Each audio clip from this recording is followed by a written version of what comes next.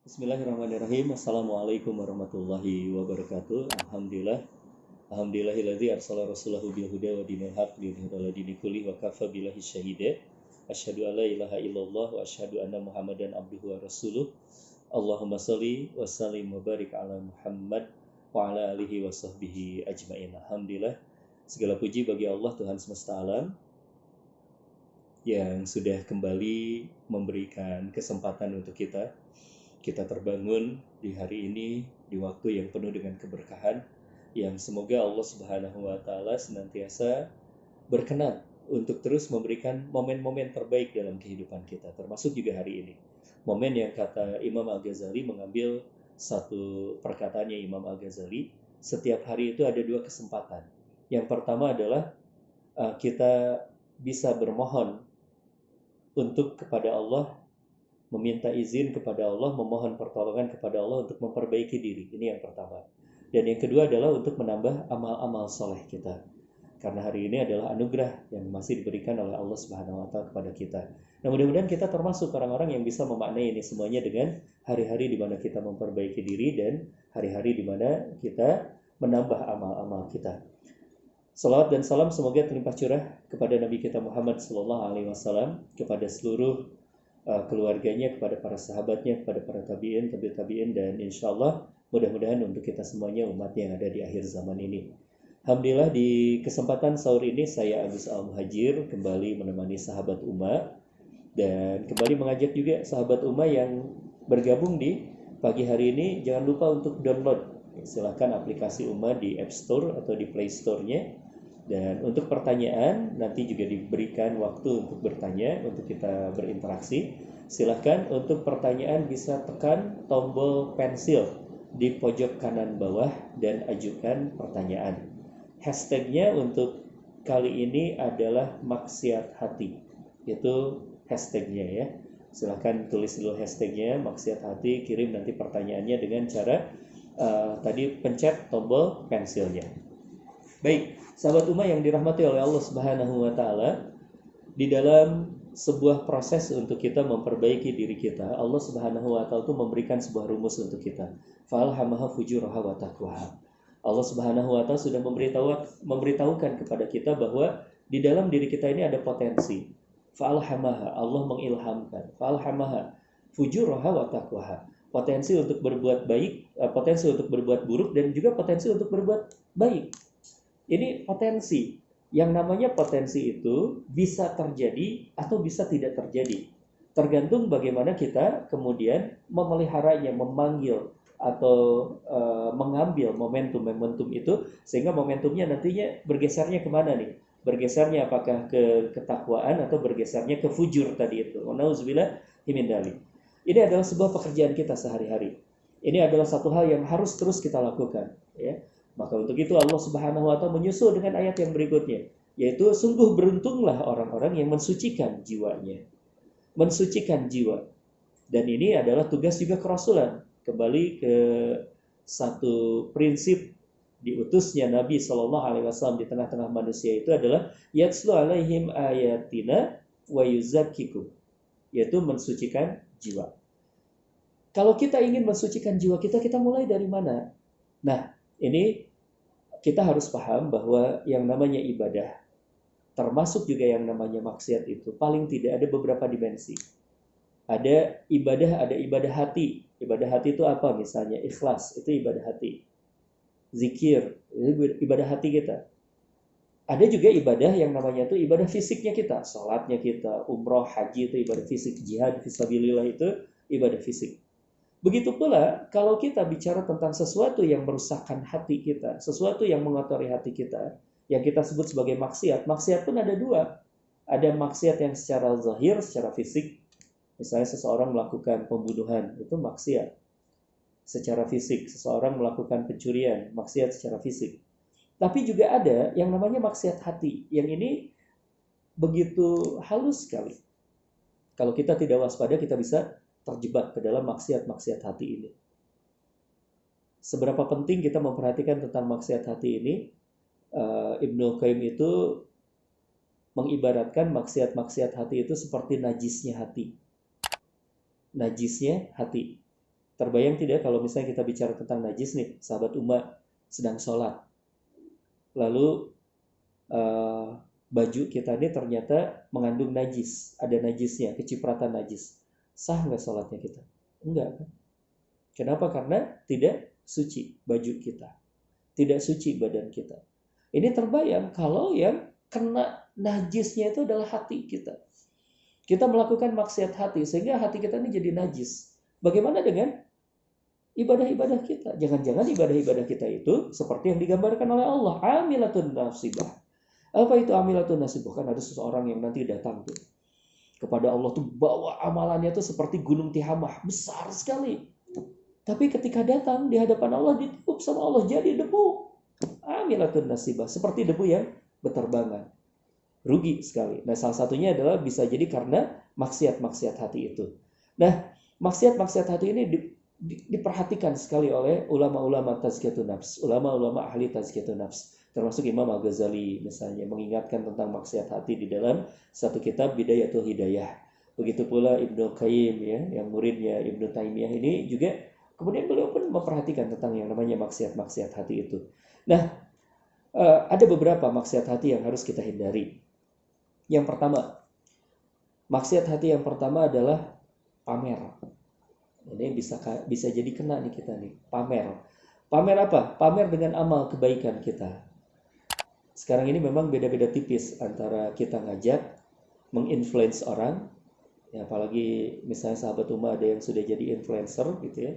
Kita ingin menginfluence orang untuk berbuat kebaikan, dengan ria itu kan batasnya tuh tipis sekali. Tipis sekali. Kita pamer kebaikan dengan kita memotivasi orang untuk berbuat kebaikan itu tipis sekali. Sehingga kita harus hati-hati di situ. Ini niatnya apa? Niatnya apakah kita ingin mengajak orang lain untuk melakukan kebaikan atau kita ingin pamer saja kebaikan-kebaikan kita? Karena kalau kita pamer terhadap kebaikan-kebaikan kita, disinilah maksiat hati yang pertama. Yaitu tidak beningnya tujuan kita, tidak beningnya awal kita, tidak ikhlasnya kita kepada Allah Subhanahu wa Ta'ala. Dan pada saat itu berarti kita sedang menuhankan siapa tuh? Sedang menuhankan diri sendiri. Jadi kalau ada, kita kan misalnya ya sahabat umat melihat ada seseorang, maaf, yang menyembah batu misalnya, ngakunya muslim tapi nyembah batu. Kira-kira bagaimana reaksi kita? Kan kita mengatakan Anda tersesat. Anda mengaku muslim tapi nyembah batu. Tapi pada kondisi ini jarang yang disadari oleh orang. Kita mengaku muslim tapi kita nyembah diri sendiri. Nyembah apa? Nyembah pujian. Kalau nyembah batu, tinggal batunya dihancurkan, hilang sembahannya. Tapi kalau diri kita, oh ini yang berat. Ya, ini yang pertama. Jadi maksiat hati yang pertama itu adalah pamer. Pamer ini punya saudara kembarnya, namanya ujub. Ujub dengan ketaatan yang dilakukan. Padahal kalau kita bicara tentang ketaatan kita yang dilakukan oleh kita sendiri, yakini bahwa ketaatan kita ini adalah bantuan dari Allah Subhanahu wa Ta'ala.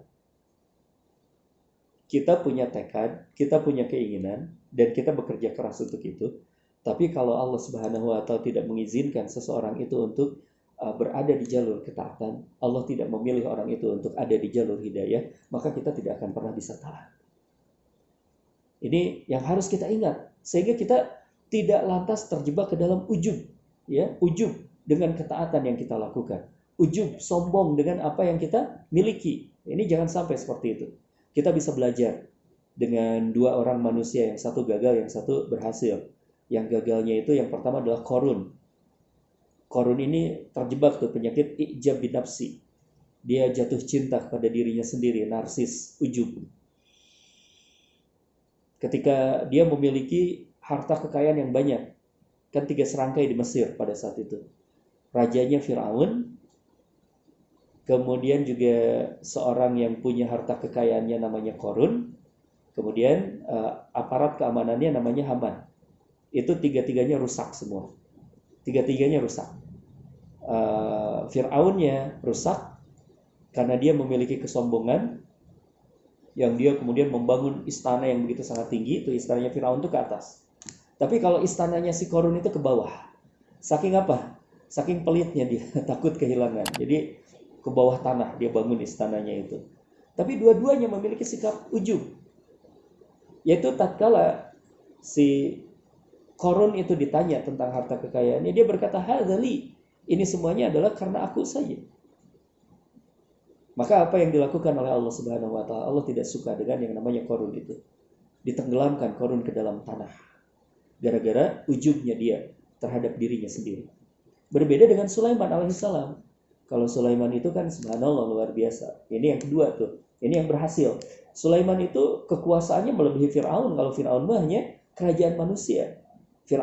Kalau Sulaiman bukan hanya kerajaan manusia, jin juga dia dikuasai, binatang juga dia kuasai, angin bahkan nurut sama Raja Sulaiman ini, sama Nabi Sulaiman ini. Tapi ketika Nabi Sulaiman ditanya tentang segalanya itu, beliau hanya berkata, hadza min fadli rabbi. Ini semuanya adalah kebaikan dari Tuhanku. Mengembalikan semuanya itu kepada Allah. Kita menjadi orang yang taat seperti ini, hari ini kita dimampukan untuk taat itu, bukan karena kehebatan kita, tapi Allah saja yang memudahkan. Allah yang memudahkan. Allah yang memberikan kepada kita hidayah. Sehingga satu hal yang harus kita kembalikan kepada Allah. Makanya panduannya kita kalau dipuji sama orang, kita mengucapkan apa? Alhamdulillah. Kembali pujiannya itu kepada Allah Subhanahu wa taala. Ini yang pertama tuh, maksiat hati, ya, ria dan ujub. Yang pertama dan yang kedua. Yang ketiga, ini yang paling bahaya. Maksiat hati yang paling bahaya, yang tetapi kadang-kadang kita tidak menyadarinya, yaitu meragukan sifat-sifatnya Allah. Kalau kita di antara kita ini banyaknya mempelajari Allah, asma'nya, namanya.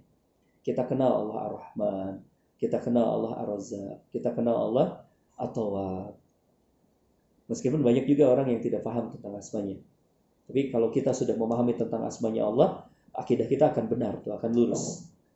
Hanya satu hal yang kadang-kadang kita lupa, bahwa tauhid kita itu berlandaskan juga pada bukan hanya asma, tapi sifatnya Allah. Asma wa sifatnya Allah Subhanahu wa ta'ala. Misalnya, Allah itu memiliki sifat, punya kehendak. Iradahnya Allah ini adalah sifat dari Allah. Allah itu berkehendak, Allah itu berkeinginan. Yang diciptakan oleh Allah itu di bawah kehendaknya Allah semua. Memang punya kehendak, namanya iradah nafsiyah. Kita punya kehendak. Seperti kita nih, manusia kita punya kehendak. Tapi kehendaknya kita ini harus tunduk kepada kehendaknya Allah. Ini adalah keimanan kita. Harus tunduk kita. Kemudian juga Allah tuh memiliki ilmu pengetahuan yang sangat luas. Allah tuh tahu yang sedang terjadi, yang sudah terjadi, dan yang akan terjadi. Kita bukan orang Qadariyah dan Jabariyah. Kita bukan orang yang menafikan pengetahuan Allah. Seolah-olah manusia dibiarkan begitu saja untuk menghadapi kehidupannya. Tidak seperti itu. Kita adalah orang-orang yang kokoh dengan tauhid kita sebagai ahlu sunnah wal jamaah, di mana kita menyadari bahwa Allah Subhanahu wa taala senantiasa ikut campur dalam segala urusan kita. Bahkan kemudian Allah Subhanahu wa taala menyampaikan salah satu jaminannya, wa huwa ma'akum aina ma kuntum. Sesungguhnya aku bersamamu dimanapun engkau berada. Ilmu Allah itu meliputi segala sesuatu. Daun yang jatuh Allah tahu, angin yang berhembus kemana Allah tahu, deburan ombak berapa kali per menitnya Allah paham. Lintasan hati kita Allah mengerti. Apa yang ada di dalam pikiran kita Allah paham. Apa yang ada di dalam kehidupan kita, maka Allah mendengarkan itu semuanya. Allah as-sami wal basir. Allah melihat, Allah mendengar kita semuanya. Maksiatnya hati seseorang tersebut adalah menafikan itu. Salah satunya, dia tidak menyadari atau kemudian menyampingkan keinginannya Allah, sehingga akhirnya maksa keinginannya dia harus terjadi. Ini maksiatnya hati. Seolah-olah Allah akhirnya ditempatkan menjadi hamba. Bukan dia yang menjadi hamba. Maksakan keinginan kita kepada Allah Subhanahu wa ta'ala. Atau malah ada seseorang yang berputus asa. Ini juga adalah maksiat hati. Karena dia tidak menyadari tentang sifatnya Allah, wa huwa ma'akum aina ma kuntum tadi itu. Allah yang senantiasa bersama dengan kita, Allah yang mendengar, yang melihat kita. Karena kalau seseorang yakin bahwa Allah yang mendengar dan melihat kita, Allah yang senantiasa menemani kita, Allah yang tidak pernah meninggalkan kita. Kita sering tuh baca surat Al-Baqarah, yang ada di dalam surat Al-Baqarah itu ada ayat kursi. Itu kan jaminan dari Allah Subhanahu wa ta'ala. Allah tuh gak pernah ninggalin kita, gak pernah kemudian juga teledor untuk mengurus kita. Kalau kita putus asa, kalau kita takut saja menghadapi kehidupan, itu maksiatnya hati kita. Kita jadi takut tentang rezeki misalnya ya, ketika di lockdown nih. Lalu kemudian kita berkata, aduh gimana tuh, pekerjaan kita jadi terhambat. Kita menjadi mendewa-dewakan sebab. Padahal yang harus kita pahami, kalau kita bicara tentang sebab itu hanyalah satu jalan saja. Yang seharusnya kita pahami adalah kita harus memahami tentang yang menciptakan sebab. Siapa yang menciptakan sebab? Allah yang menciptakan sebab. Nah, maksiatnya hati seperti itu ya, meragukan tentang kekuasaannya Allah Subhanahu wa taala sehingga menjadi orang yang pesimis. Makanya Rasulullah SAW itu sangat mencintai orang-orang yang optimis, memiliki semangat yang tinggi. Ya, pernah Rasulullah SAW itu keluar dari rumahnya beliau, wajahnya tuh cerah. Para sahabat itu melihat Rasulullah cerah banget gitu ya.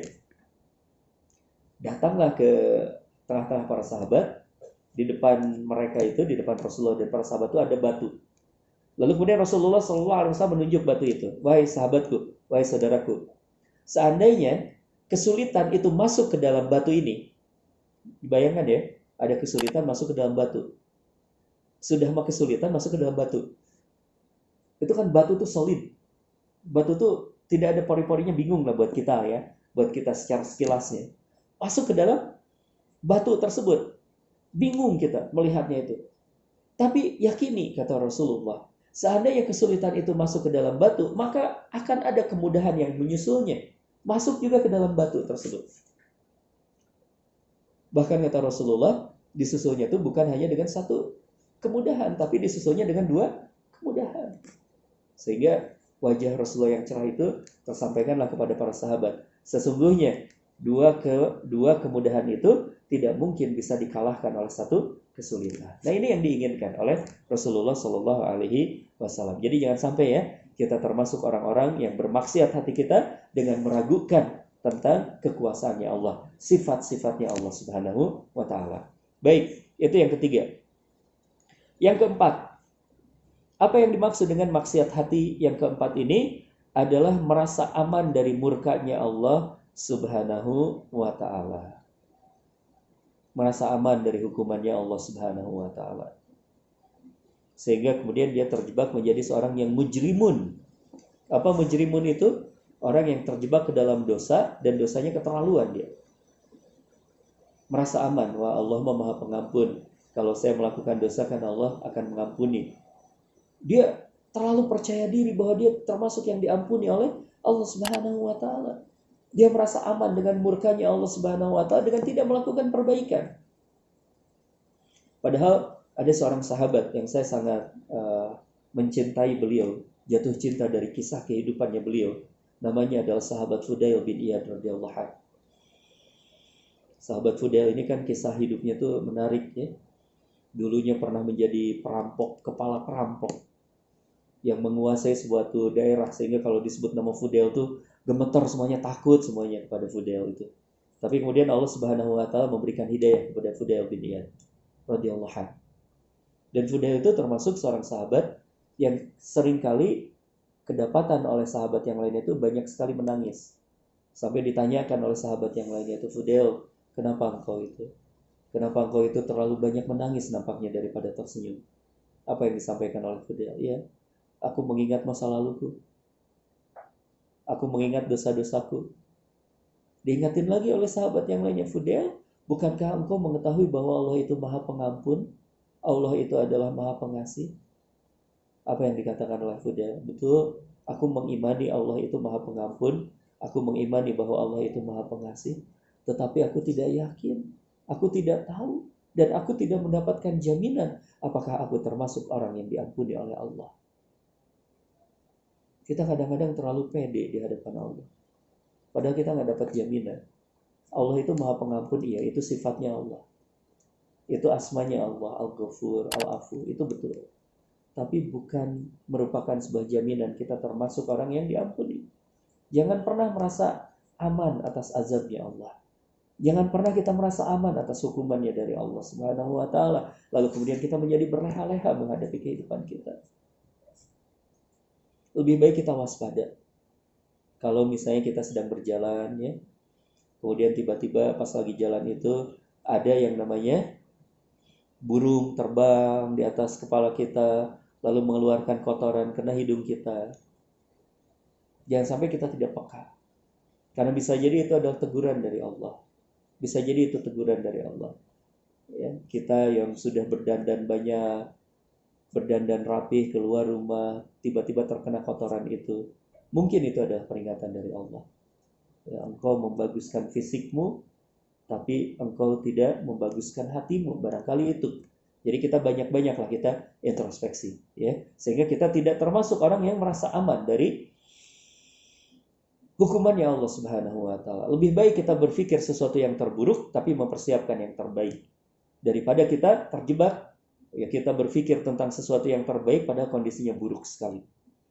Ini yang harus kita miliki. Ibnu Qayyim di dalam kitab Al-Fawaid di halaman-halaman pertama bahkan mengingatkan tentang hal itu. Banyak orang yang terjebak dengan angan-angannya. Dia merasa sudah diampuni oleh Allah, dia merasa sudah diampuni dan sudah diterima tobatnya kepada Allah, padahal dia termasuk yang masih diazab oleh Allah Subhanahu wa taala. Wa na'udzubillahi min dzalik. Baik, itu yang keempat. Yang keempat ini harus diseimbangkan memang dengan satu hal yang ini termasuk juga maksiat hati yang berikutnya, dan ini kita khawatir juga terkena maksiat hati yang berikutnya, yaitu putus asa dari rahmat Allah. Ini pun termasuk bagian dari maksiatnya hati. Jadi di sisi yang lain merasa aman dari murka Allah juga maksiat, merasa putus asa dari rahmat Allah pun ini adalah maksiat. Kita menjadi kehilangan semangat, kehilangan keyakinan bahwa Allah itu akan menuntaskan sebuah masalah yang kita miliki. Lalu kemudian kita merasa sudah tidak layak lagi ditolong oleh Allah. Padahal yang namanya Allah Subhanahu wa taala itu rahmatnya itu mendahului yang namanya azabnya. Ya, kita pernah membaca atau mungkin juga pernah sampai kisahnya kepada kita tentang seorang pemuda yang membunuh 99 orang. Di Riyadhus Shalihin dicantumkan kisahnya itu. Pemuda membunuh 99 orang. Padahal kita tahu bahwa hukumnya membunuh manusia itu dalam Al-Quran itu membunuh satu nyawa sama dengan membunuh seluruh manusia. Ini sekaligus prinsip juga. Umat Islam itu sangat menghormati yang namanya nyawa. Sangat menghargai yang namanya kehidupan. Nah, datanglah seorang pemuda ini kepada seorang yang tidak begitu memahami tentang Allah itu Maha Pengampun. Barangkali seperti itu. Dia datang kepada orang tersebut berkata, "Wahai Syekh, saya sudah membunuh 99 orang. Bagaimana? Apakah jika aku bertobat kepada Allah, apakah aku akan diampuni?" Kata orang tersebut, "Waduh, 99 orang, gak mungkin lah." Akhirnya apa? Dibunuh orang tersebut. Menjadi 100 orang akhirnya yang dia bunuh. Kita pun mengetahui akhirnya. Dia datang kepada seseorang yang mengatakan Allah Subhanahu wa taala itu Maha Pengampun. Dan apa yang engkau harus lakukan? Engkau hijrah dari komunitasmu itu. Dari lingkunganmu yang buruk itu. Pergi ke lingkungan yang paling baik. Lingkungan yang lebih baik lagi. Komunitas yang lebih baik lagi. Diberikan harapan seperti itu. Karena Allah Subhanahu wa taala itu menamakan dirinya Al-Ghafur. Jangan putus asa dengan rahmatnya Allah. Jangan putus asa dengan kasih sayangnya Allah Subhanahu wa taala. Ada sebuah hadis, panjang hadisnya dari Imam Ahmad, diriwayatkan oleh Imam Ahmad bin Hanbal, yang bercerita tentang hadis qudsi, bahwasanya setiap pagi langit berkata kepada Allah, "Ya Rabb." Awan dulu berkata kepada Allah, "Ya Rabb, izinkan aku jatuhkan awan-awan hitam ini kepada mereka manusia. Mereka senantiasa memakan rizkimu, tapi mereka tidak mau bersyukur kepadamu." Lalu kemudian lautan menimpahi. Lautan berkata, "Ya Rabb, izinkan juga aku tumpahkan air lautan ini kepada mereka manusia. Karena mereka senantiasa memakan rizkimu, tapi mereka tidak mau bersyukur kepadamu." Lalu gunung-gunung pun berkata kepada Allah, "Ya Rabb, izinkan aku jatuhkan batu-batu ini kepada mereka. Mereka senantiasa memakan rizkimu tapi tidak mau bersyukur kepadamu." Dan apa yang dikatakan oleh Allah? Allah lalu berfirman kepada makhluk-makhluknya itu. Kata Allah apa? Biarkan mereka. Biarkan mereka. Sesungguhnya jika engkau yang menciptakan, maka engkau akan merahmati mereka, akan mencintai mereka. Dan seandainya mereka mau bertobat kepadaku, kata Allah Subhanahu wa taala, maka aku akan terima tobat mereka. Maka mereka akan menemuiku sebagai kekasih mereka. Jika mereka mau bertobat kepadaku, kata Allah, aku akan menjadi kekasih mereka. Jika mereka mau bertobat kepadaku, aku akan menjadi kekasih mereka. Allah Akbar. Ini seruan cinta dari Allah. Dan jika mereka tidak mau, kata Allah, maka aku akan menjadi dokter yang akan mengobati sakit mereka. Hadis qudsi riwayat Imam Ahmad. Masya Allah. Allah Akbar. Ini mudah-mudahan mengingatkan kita ya. Jangan sampai kita termasuk orang yang bermaksiat hati kita. Tadi salah satunya adalah dengan cara kita ini meragukan, berputus asa atas rahmatnya Allah Subhanahu wa ta'ala. Tapi itu saja dulu teman-teman yang dirahmati oleh Allah. Mangga silakan untuk sahabat umat yang ingin bergabung. Untuk pertanyaan silahkan bisa tekan tombol pensil di pojok kanan bawah. Ajukan pertanyaan. Hashtagnya kita adalah maksiat hati. Baik, ini sudah ada beberapa yang bergabung. Ada sahabat Sukriyono. Apa yang harus dilakukan ketika ada seseorang yang mengajak maksiat? Ya ditolak. Itu yang harus dilakukan ya. Tolak. Bagaimana caranya? Ta'awuz. Kita berlindung kepada Allah. Tapi jangan sampai ngeliatin sahabat antum ya. Teman antum itu yang ngajakin maksiatnya. Ta'awuz sampai lihat. Auzubillahi minasyaitonirrajim. Itu nanti ada persoalan yang lain. Begitu. Jadi kita beristighfar, kita jauhi ya. Kita kalau bisa sih dakwahi, ajak, ingatkan bahwa itu adalah maksiat, itu berarti kita sedang mengotori fitrahnya kita gitu ya. Sampaikan kepada mereka. Tape. Kemudian yang berikutnya sahabat Indah Nurhayati, bagaimana cara menghindari dosa maksiat? Ada satu hal yang pernah disampaikan oleh Imam Asy-Syafi'i, ini sebuah kalimat yang sangat indah buat saya, dan ini menjadi sebuah rumus ya, agar kita mudah-mudahan Allah Subhanahu wa taala menyelamatkan kita dari maksiat. Yang kata Imam Asy-Syafi'i itu, Imam Syafi'i berkata seperti ini, jika engkau tidak sibukkan dirimu dengan agenda-agenda kebaikan, maka engkau akan terjebak kepada yang namanya agenda-agenda keburukan. Maksudnya apa? Orang yang sempet-sempetnya bikin maksiat itu, berarti dia masih punya waktu luang. Untuk itu apa yang bisa kita lakukan? Sibukkan diri kita dengan amal kebaikan. Ya kita susun, kan salah satu kelemahannya kita, kelemahannya orang-orang Indonesia ini, kita tuh kan tidak punya agenda yang strict dari bangun tidur sampai tidur lagi. Coba kalau saya tanya sahabat Umma, apa sudah punya program nggak, tidur jam berapa, bangun jam berapa? Apa yang pertama kali kita lakukan ketika kita bangun tidur? Kan kita bingung ya, bangun tidurnya ya sih 2:30 tuh, jam 2:30, tapi habis itu kan buka handphone setengah jam gitu. Ya murojaah status. Itu kita buka handphonenya lama sekali. Padahal setengah jam itu kalau kita gunakan buat sholat malam, kita gunakan buat ngafalin Quran, kita gunakan untuk berzikir, kan itu subhanallah luar biasa sekali. Kita seringkali berkata, aduh saya mah tidak punya waktu ini buat ngafalin Quran, buat baca Quran. Tapi kalau buka media sosial kita bisa waktu 2 jam habis. Padahal baca Quran 1 juz itu hanya 45 menit. Ini menjadi sebuah persoalan. Jadi sibukkan kita ya. Atur tuh. Sekarang alhamdulillah kita masuk ke bulan Ramadan ini, kita buat tuh agenda kita dari mulai bangun tidur sampai tidur kembali. Itu harus strict. Harus menit per menitnya tuh kita hitung gitu ya. Bangun tidur jam segini. Kita apa yang kita lakukan? Sehabis bangun tidur. Apa sampai jam 6. Misalnya jam 6 apa jam sampai kemudian kita tertidur kembali. Ini adalah cara untuk kita bisa terhindar dari yang namanya dosa dan maksiat ya. Kita sibukkan diri kita dengan agenda-agenda kebaikan kita. Itu yang pertama. Yang kedua adalah bergaullah dengan orang-orang yang soleh, insya Allah ya. Karena agama kita akan terpengaruh dengan teman duduk kita. Baik, itu yang kedua. Baik, yang ketiga, bagaimana caranya mengurangi dosa atau maksiat yang pernah kita lakukan dahulu, sahabat Ocha. Kalau bicara tentang mengurangi dosa atau maksiat yang pernah kita lakukan, ini kan khawatirnya kita sudah tercemar yang namanya seleranya kita. Itu yang menjadi persoalan ya, seleranya kita sudah tercemar tuh. Kita sudah terbiasa berbuat maksiat, sehingga kalau kita tidak berbuat maksiat ini agak seperti apa dalam kehidupan kita. Nah, untuk itu apa yang bisa kita lakukan dalam teori tazkiyatun nafs, dalam teori pembersihan jiwa kita ini ada beberapa tahapan yang bisa kita lakukan. Di antara yang bisa kita lakukan pertama kali adalah perbanyak istighfar. Perbanyak istighfar. Kalau misalnya kita bicara tentang perbanyak istighfar agak bingung juga, yang bisa kita lakukan adalah mulailah ya kita disiplin untuk melakukan zikir pagi dan zikir petang. Ini yang akan menghilangkan tuh selera-selera buruk kita. Zikir pagi dan zikir petang ya. Ini bisa kita lakukan. Jadi banyak-banyak beristighfar. Kalau Ibnu Qayyim itu beristighfar kata murid-muridnya sehari semalam itu sampai 3.000 kali.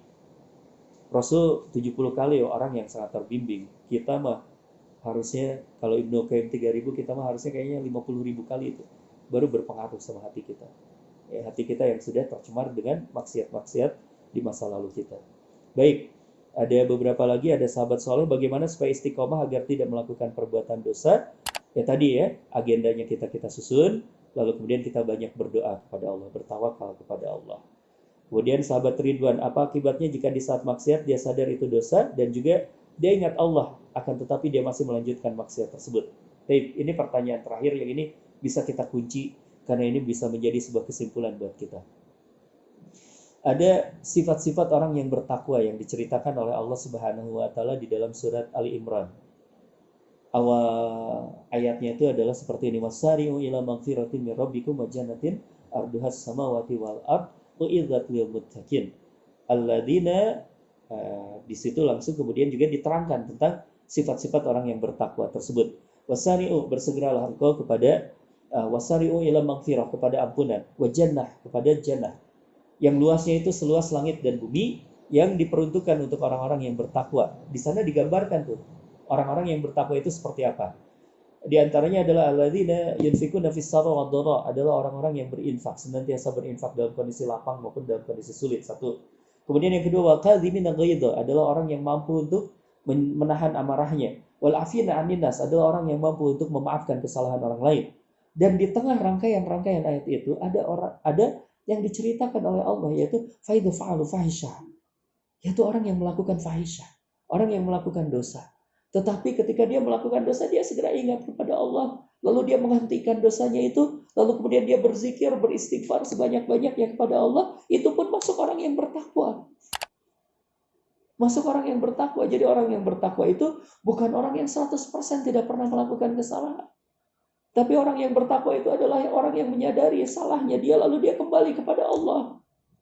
Dia lalu menghentikan dosanya itu, dia kembali kepada Allah dengan hati yang tercabik-cabik. Dia dengan datang kepada Allah dengan menyesal, ya Allah, Engkau sudah muliakan aku, tapi aku hinakan lagi diriku sendiri. Engkau sudah kemudian ampuni aku dengan banyak sekali kesempatan, lalu kemudian aku hinakan lagi dengan dosa-dosaku. Dia datang kepada Allah seperti itu. Maka itu pun adalah orang-orang yang bertakwa. Jadi kalau tadi pertanyaannya adalah sadar tapi masih melanjutkan, masih belum jadi orang yang bertakwa. Yang seharusnya kita lakukan, sadar, takut, kita langsung takut kepada Allah. Ingat, langsung takut kepada Allah. Kenapa? Ingat ini satu ini ya. Bagaimana kalau kita mati dalam kondisi maksiat? Wa na'udzubillah min dzalik. Mudah-mudahan ketika Allah sentuh hati kita, lalu kita ingat ini maksiat, lalu kemudian kita kembali kepada Allah beristighfar, justru itu adalah titik baliknya kita. Dan kalau kita kemudian meninggal dalam kondisi seperti itu, dalam kondisi hati kita sedih, lalu kita kembali kepada Allah, lalu kita meninggal dalam kondisi seperti itu, insya Allah kita akan menjadi orang-orang yang dicintai oleh Allah. Innallaha ghafurul wadud. Sesungguhnya Allah itu maha pengampun, dan Allah itu maha mencintai orang-orang yang sudah diampuni oleh Allah Subhanahu wa taala. Masya Allah. Kemudian ini jadi motivasi kita, teman-teman. Jaga hati kita dari maksiat hati. Sahabat umat, jaga hati kita dari maksiat hati. Kenali Allah, kenali bahwa hidup kita ini sebentar. Bisa jadi maksiat kita adalah maksiat yang terakhir. Maka untuk itu, ittaqillah. Takutlah kita kepada Allah dan kita perbaiki hidup kita. Kita bermohon kepada Allah agar kita diberikan sebuah kehidupan yang baik, akhir kehidupan yang baik, lalu kemudian nanti kelak ketika di akhirat nanti ada sekumpulan malaikat yang menyambut kepulangan kita dengan sebuah sebutan yang begitu sangat indah. Salamun alaikum bima sabartum. Selamat atasmu atas segala kesabaranmu menghadapi kehidupanmu di dunia. Lalu kemudian kata Allah, udkhulul jannah. Masuklah kita ke dalam surga. Terima kasih banyak teman-teman. Saling mendoakan. Mudah-mudahan Allah Subhanahu wa taala menyelamatkan kita dari ujian dunia ini. Subhanaka Allahumma wa bihamdika, asyhadu an la ilaha illa anta, astaghfiruka wa atubu ilaik. Assalamualaikum warahmatullahi wabarakatuh. Kita terlahir untuk mencari jalan yang lurus. Dalam mendapatkan pengetahuan, dalam mencari pengalaman,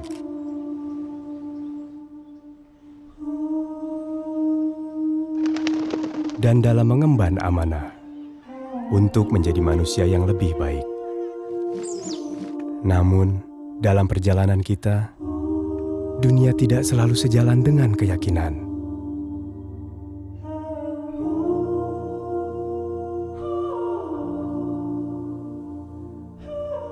Zaman mendatangkan beragam pilihan.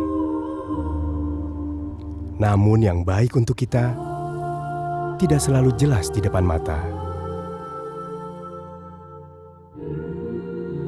Karena itu, Ummah hadir untuk kita sebagai penunjuk arah yang insya Allah memberi pencerahan, dan sebagai sahabat yang insya Allah senantiasa mengingatkan.